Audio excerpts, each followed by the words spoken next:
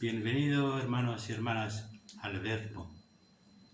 Soy Martín Viso, el misionero del Verbo Divino.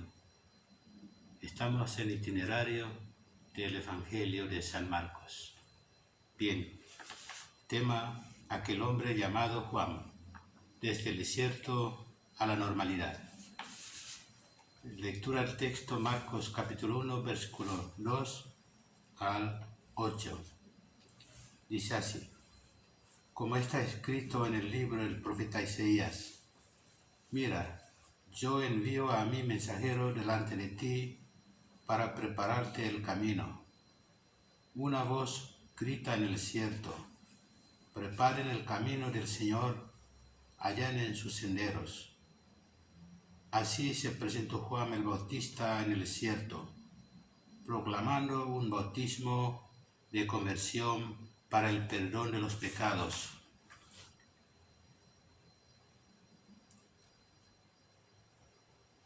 Toda la gente de Judea y todos los habitantes de Jerusalén acudían a él y se hacían bautizar en las aguas del Jordán, confesando sus pecados. Juan estaba vestido con una piel de camello y un cinturón de cuero, y se alimentaba con langostas y miel silvestre, y predicaba diciendo: detrás de mí vendrá el que es más poderoso que yo, y yo ni siquiera soy digno de ponerme a sus pies para desatar la correa de sus sandalias. Yo los he bautizado a ustedes con agua, pero él los bautizará con el Espíritu Santo. Queridos hermanos, en aquel entonces, hasta después de que Jesús resucitó, los cristianos fueron entreviendo cada vez con más claridad quién era Jesús, y fueron comprendiendo su causa y su mensaje.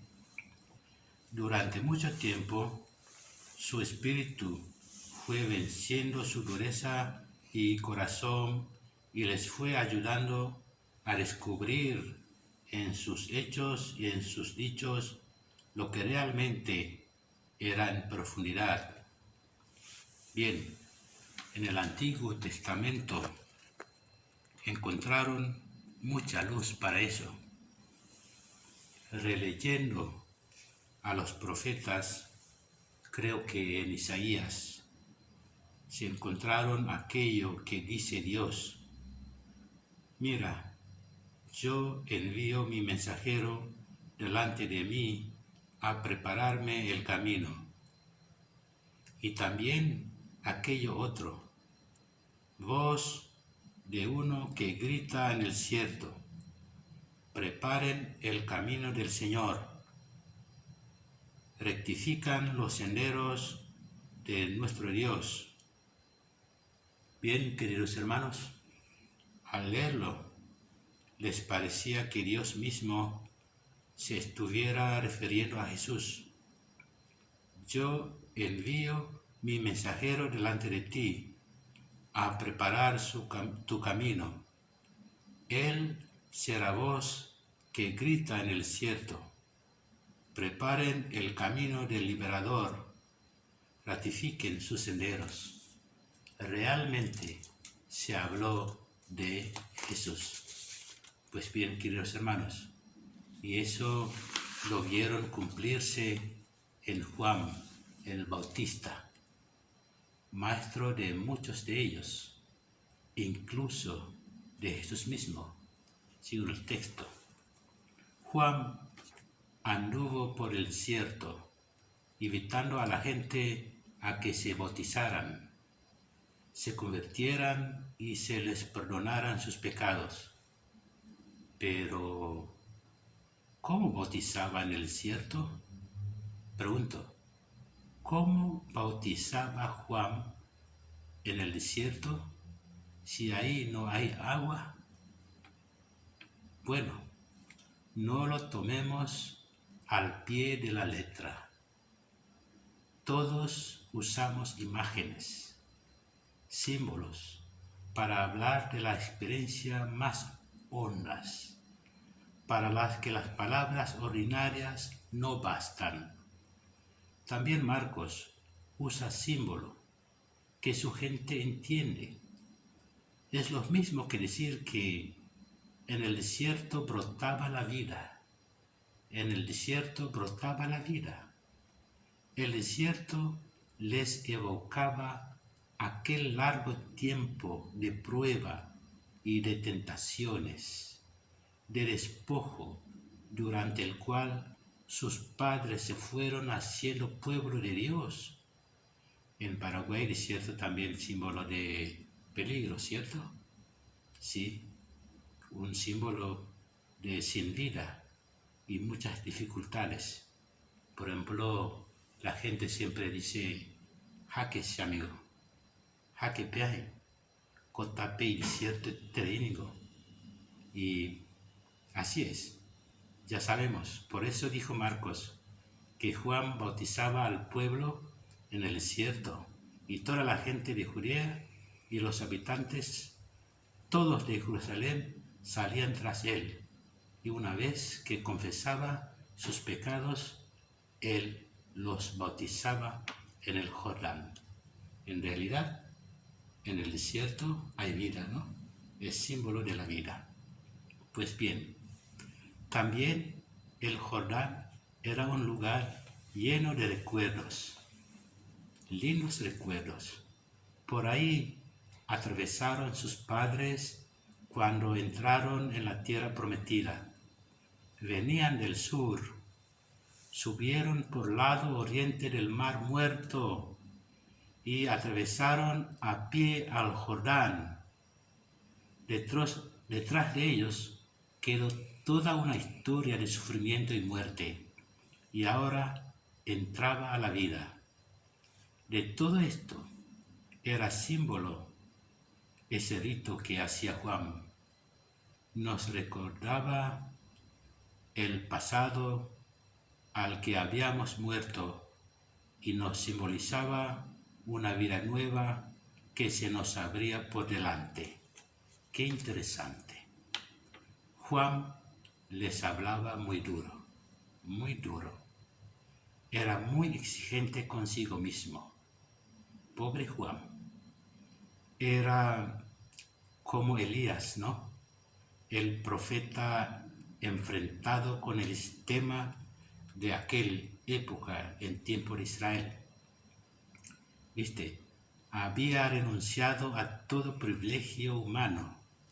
Se cubría con una piel de camello y comía saltamontes, miel de avispas, o lo que hallaba en aquel desierto. Bien, por fin, después de cientos de años sin dejar a oír la voz de Dios en palabras humanas, volvían a tener un profeta. Era Juan, el profeta pobre. Era el primero que abría una alternativa de la salvación al pueblo, al que despreciaban los fariseos, los esenios, los sacerdotes, los romanos, Herodes, todos.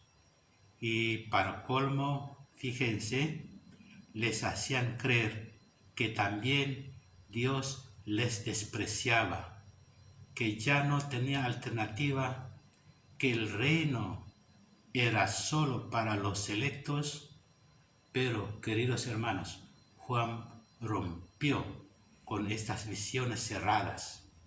En él encontraron por fin a alguien que les decía que la salvación era también para el pueblo, no solamente para los selectos, para aquellos sacerdotes del templo, sino para los pecadores. Si se arrepintieron de sus pecados, si se convertían, si atrevían a confiar en Dios. Juan se había amenazado, ¿sí? Se había amenazado. Toda aquella gente buena siempre tiene persecución, porque se había atrevido a hacer lo que nadie dijo, en un tiempo en que la salvación se reservaba a los electos y el perdón se ofrecía solamente en el templo, mediante sacrificios que realizaban los sacerdotes. Juan cambió todo.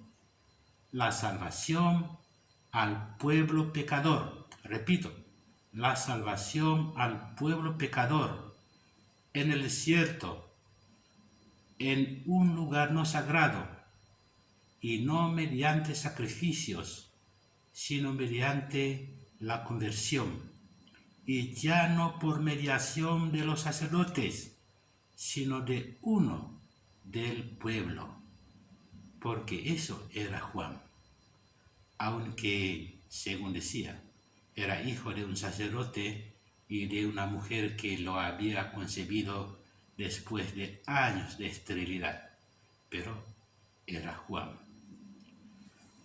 Queridos hermanos, Juan era muy humilde, sepan esto, y nunca se le subió a la cabeza la fama tan grande que corría sobre él.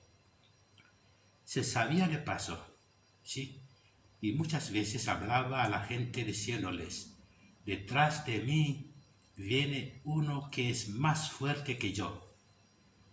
Pero ¿para qué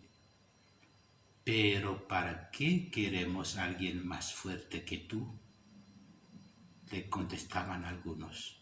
Creo que él seguía con una imagen que les decía mucho a los judíos: es que yo no soy el esposo.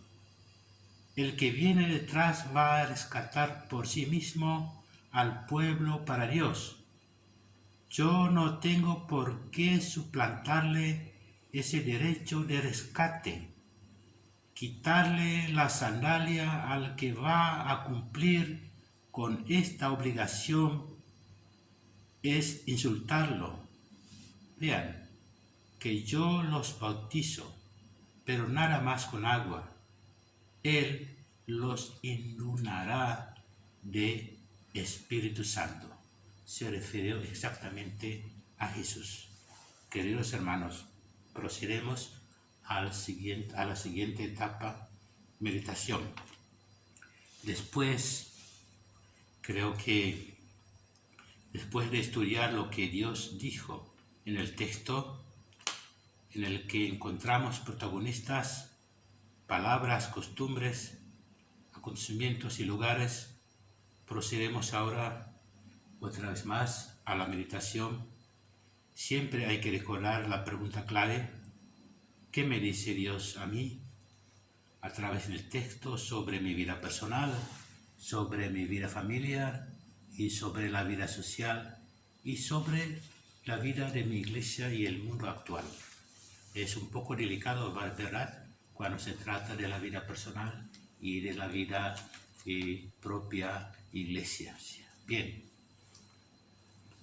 nos pasa cosas raras, las que no se ajustan a lo acostumbrado, o en lenguaje actual decimos situación que no es normal.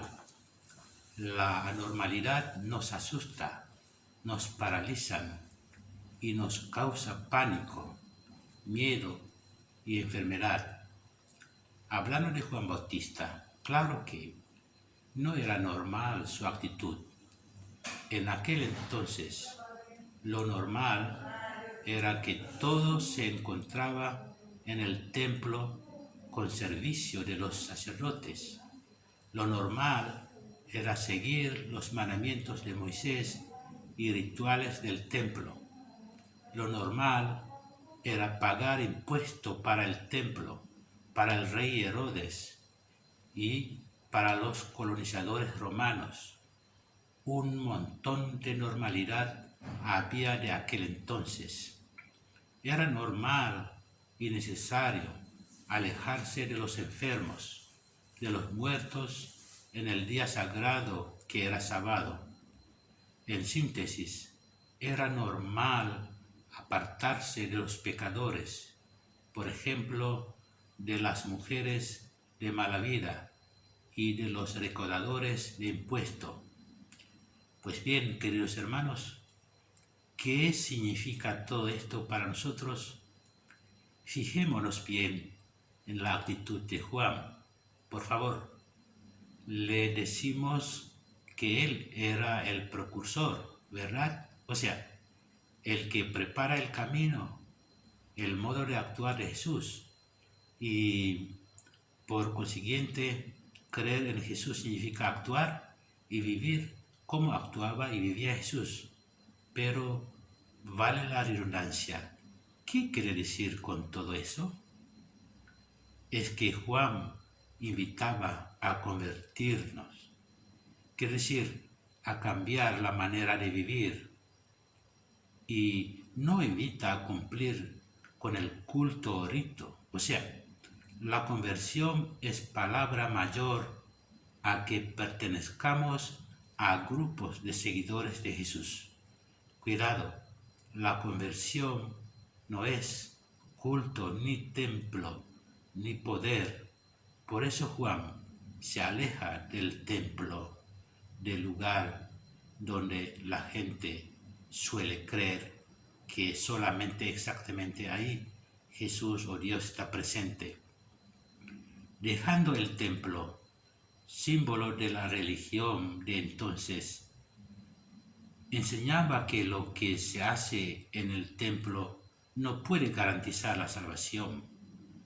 Juan, anunciando la buena noticia desde afuera, lejos del centro del poder religioso, la gente se da cuenta y se va junto a él.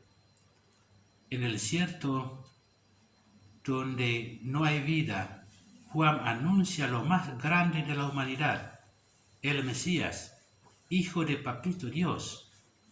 Y nos resulta difícil comprender, ¿verdad? Bueno, se trata de un acto simbólico para decir quién es Jesús, el Mesías, que viene después de él. Claro, es también una llama a la atención para revisar nuestra religiosidad en torno a lo establecido, y nos olvidamos de aquellos que están en la periferia, especialmente en tiempo de pánico público y enfermedad.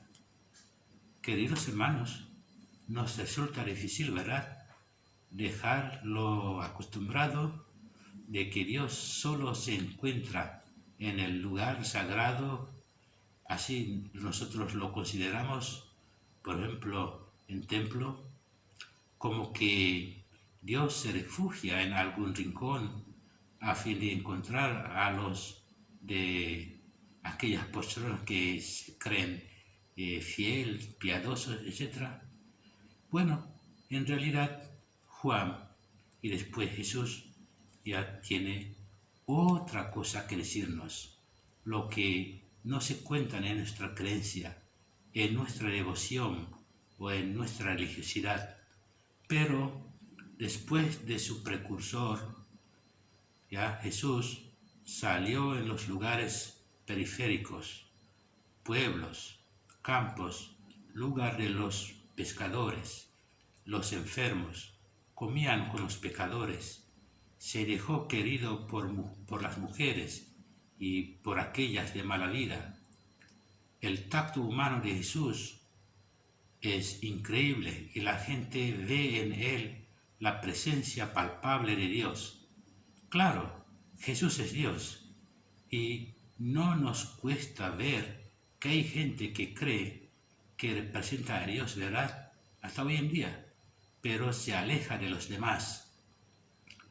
Juan prepara el camino en el que transita Jesús, Hijo de Papá Dios. Con Jesús comienza la nueva normalidad religiosa. Esto quiere decir, lo normal fue centrarse en el templo, con direcciones de los sacerdotes fariseos, saduceos, a cumplir toda la normativa de culto y leyes morales de tono religioso. Con Juan, luego con Jesús, la nueva normalidad fue salir del templo a comenzar anunciando la buena noticia desde la periferia o lugares y gentes descartadas y abandonadas. Pues bien, nos sobran dos preguntas para reflexionar y meditar personalmente. ¿Dónde podemos encontrar a Jesús, Hijo de Papá Dios? ¿Estamos con los mismos de siempre? Es una pregunta. Más que pregunta, es un reto. Oración. Alabado sea, Señor, tu nombre. Son inmensas tu amor y tu misericordia. Así mostraste el camino para llegar junto a ti, aquel camino que transitaba Jesús. Ya sabemos, oh Dios nuestro, junto a ti llegando nosotros a ser algunos más que caminamos juntos con aquellos hermanos que están fuera del centro de la atención. Queremos ser un hermano más para los demás. Ayúdanos, Señor, para que seamos fieles a aquellas llamadas de ser parte de tu proyecto. Amén.